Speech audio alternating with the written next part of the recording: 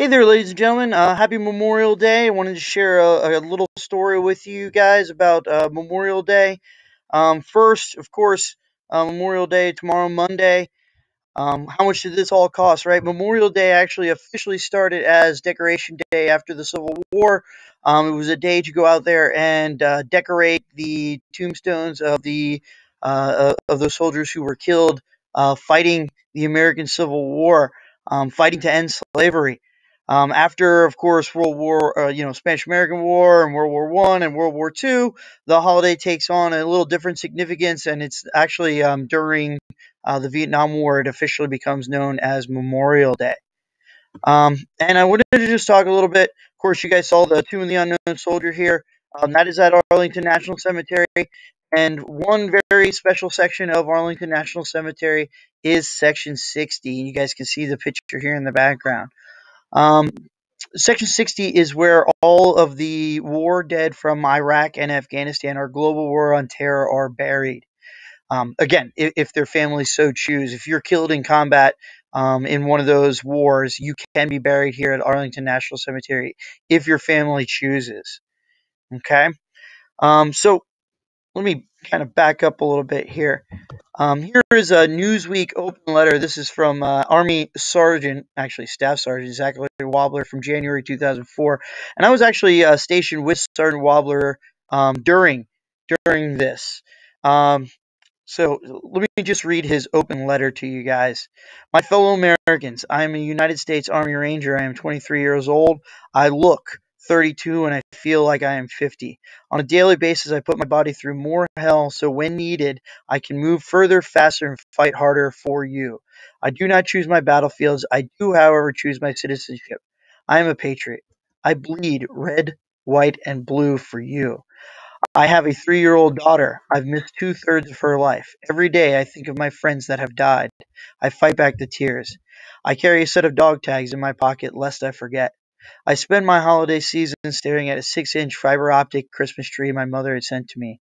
I pray for forgiveness. I've done things I'm not proud of, but I'm not ashamed of them either because I did them for you. I prefer the road less traveled.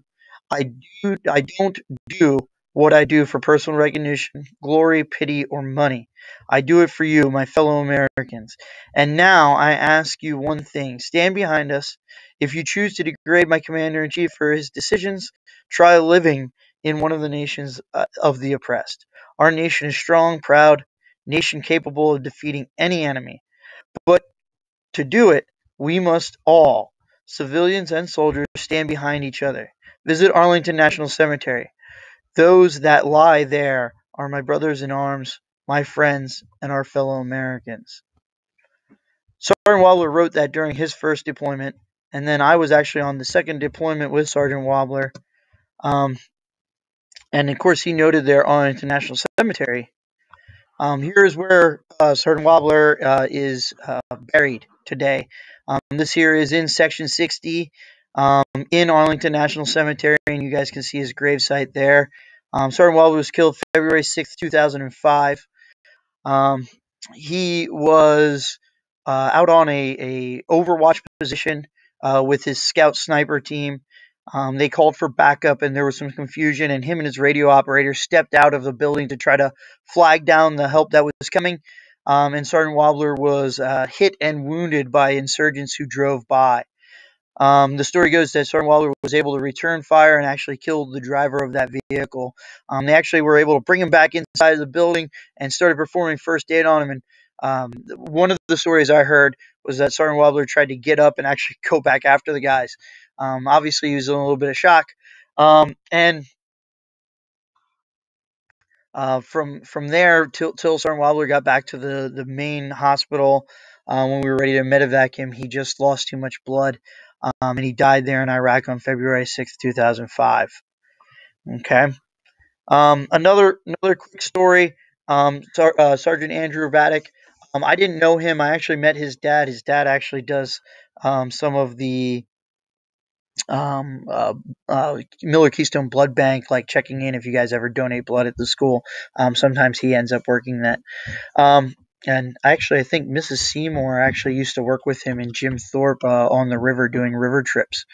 Sergeant Paddock was in Iraq, and you guys see he was killed a little bit earlier than Sergeant Wobbler in September 30th of 2003, and he actually they saw a vehicle turn over into a culvert, into a water, an area where water was rushing, and he dove in after them, and he pulled a guy to safety, and he went after another guy, but they actually got caught in a storm culvert that was too tight for them to fit all the way through, and unfortunately he drowned there in Iraq, saving the lives of a fellow service member and almost saving another one. So a very sad story.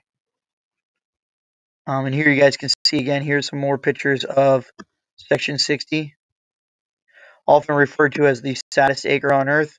There you guys see, there are the numbers on the back of the tombstones that indicate where, or the number, so when you're trying to find a loved one, you can find where they are. Okay? And then the last thing I had, and I'll play it out here and I'll close myself out, but listen, I'm telling you guys this, have fun tomorrow, right? But take a minute to just remember, okay? These guys like Sergeant Wobbler, he would be upset if I'm telling you to be sad, okay? I'm not telling you to be sad. I'm telling you to have fun, enjoy time with family members, right? But take a second to just remember.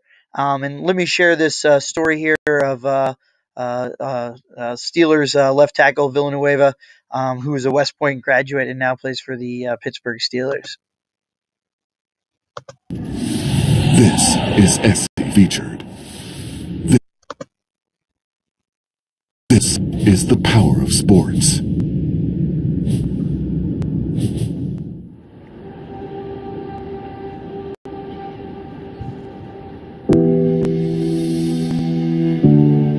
My name is Alejandro Villanueva.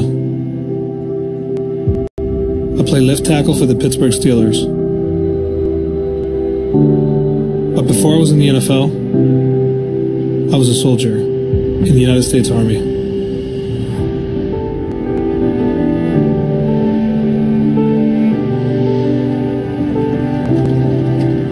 Memorial Day means different things to different people.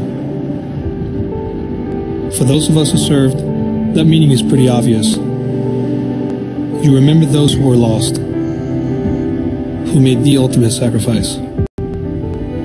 I come here to remind myself that I'm one of the lucky ones. Serving my country was the greatest honor of my life. But not everyone gets to come home to their family and loved ones like I did. More than 1.1 million American servicemen and women didn't get to do that. To me, Memorial Day is about all of them. The holiday originated in 1868, when families decorated graves to honor the fallen soldiers of the Civil War. A tradition started to bring healing to a nation. After World War I, the day became about honoring all Americans lost in wars. And in 1971, the government created the holiday we know today, the last Monday in May. Today, decorating graves is not the first thing that comes to mind when most people think of Memorial Day. It's about sharing moments of happiness with the people that we love the most. Our focus is often on what we have and not on what we've lost. I suppose it's human nature. We want to celebrate life, not reflect on death. And on this day, that's possible because of all those who made the ultimate sacrifice. I could tell you a lot of things about my time in the service, what I saw, what I learned, but I think on Memorial Day, the most important thing I can tell you is the story of a soldier I'll never forget. A young man, a kid really, named Jesse Dietrich. Jesse was from a small town just outside of Fort Worth, Texas. He enlisted in the Army when he was 18 to support his infant son. We served together in 1st Platoon, Alpha Company, 287. the legendary 10th Mountain Division. On the night of August 25th, 2011, we were called to interdict some members of the Taliban.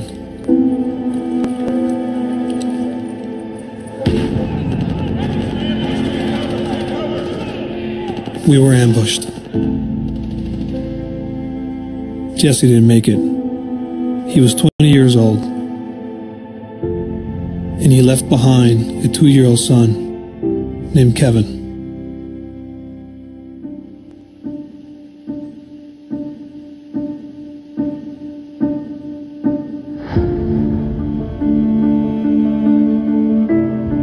So if you do one thing this Memorial Day, think about those who sacrificed. Think of the 1.1 million and their families. And think about my friend Jesse, who is buried on the plains of Texas, under an oak tree older than the holiday itself. And think about the grave that's being decorated today by the son who never got to know his dad.